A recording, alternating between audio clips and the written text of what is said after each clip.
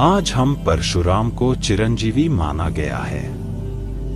वे 8 चिरंजीवियों में से एक हैं। वे रामायण काल में भी थे और महाभारत काल में भी थे। उन्होंने हजारों लोगों की शिक्षा और दीक्षा दी थी। हर काल में वे अलग अलग जगह पाए जाते हैं। अक्षय तृतीया पर उनका जन्म हुआ था। इस बार 30 अप्रैल 2025 को उनकी जयंती रहेगी। आओ जानते हैं उनके जीवन के 8 प्रमुख किस्से। 1 शिव और परशुराम। परशुराम को शास्त्रों की शिक्षा दादा ऋचिक, पिता जमदग्नि तथा शस्त्र चलाने की शिक्षा अपने पिता के मामा राजर्षि विश्वामित्र और भगवान शंकर से प्राप्त हुई। उन्हें भगवान शिव ने फरसा नामक शस्त्र प्रदान दिया था। पुराणों के अनुसार भगवान शिव ने परशुराम जी को अधर्म को नष्ट करने के लिए एक दिव्य फरसा भार्गवस्त्र प्रदान किया था। इसी फरसे से उन्होंने 36 बार है वंशीय क्षत्रिय राजाओं का वध किया था। कहते हैं कि उन्होंने 21 अभियानों में है वंशी 64 राजवंशों का नाश किया था। 2 परशुराम और गणेश जी। सतयुग में जब एक बार गणेश जी ने परशुराम को शिव दर्शन से रोक लिया तो रुष्ट परशुराम ने उन पर परशु प्रहार कर दिया, जिससे गणेश का एक दांत नष्ट हो गया और वे एक दंत कहलाए। 3 परशुराम और हनुमान। एक बार अपनी शरण में आए एक निर्दोष क्षत्रिय को बचाने के लिए हनुमान जी ने परशुराम जी से भयंकर युद्ध किया था। तभी हनुमान जी ने परशुराम जी के सिर पर गदा से वार दिया और परशुराम जी बेहोश हो गए। यह देखकर भगवान शिव प्रकट हुए और उन्होंने इस युद्ध को रोकने का कहा। 4 परशुराम और सहस्त्रबाहु। परशुराम राम के समय में है वंशीय क्षत्रिय राजाओं का अत्याचार था। भार्गव और है वंशियों की पुरानी दुश्मनी चली आ रही थी।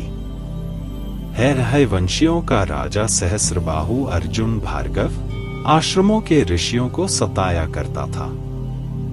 एक समय सहस्त्रबाहु के पुत्रों ने जमदग्नि के आश्रम की कामधेनु गाय को लेने तथा परशुराम से बदला लेने की भावना से परशुराम के पिता का वध कर दिया।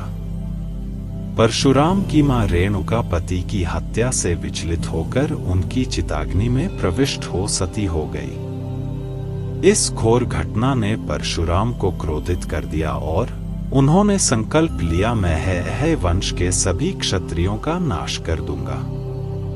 इसी कसम के तहत उन्होंने इस वंश के लोगों से 21 बार युद्ध कर उनका समूल नाश कर दिया था। वंश का प्रमुख राजा सहस्त्रबाहु था। इसका परशुराम ने किया था। 5 परशुराम और श्रीराम।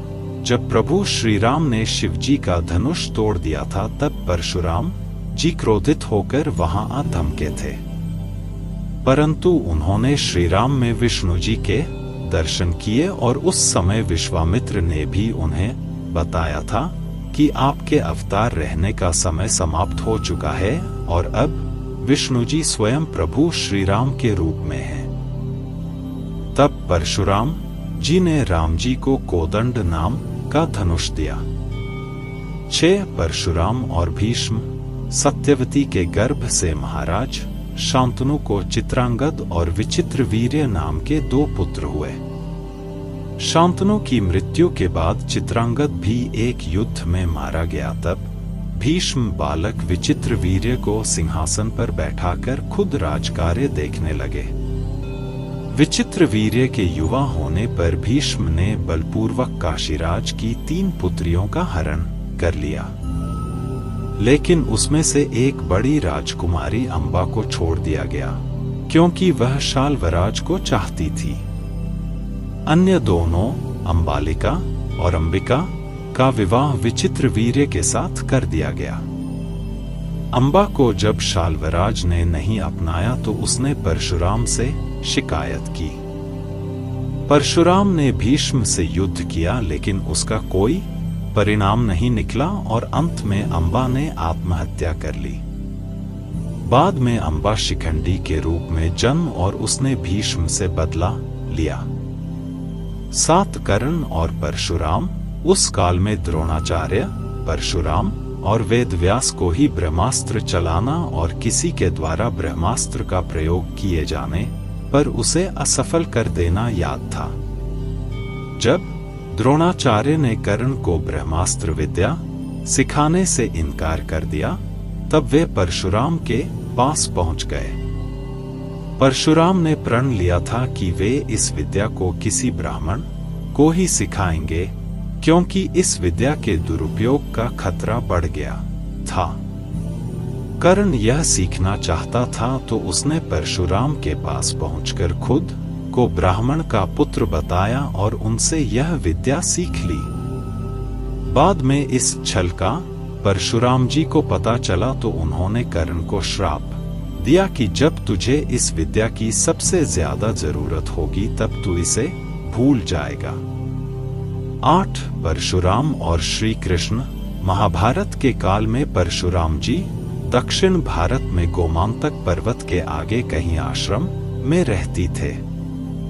जरासंध के आक्रमण के चलते एक बार श्री कृष्ण दक्षिण में चले गए।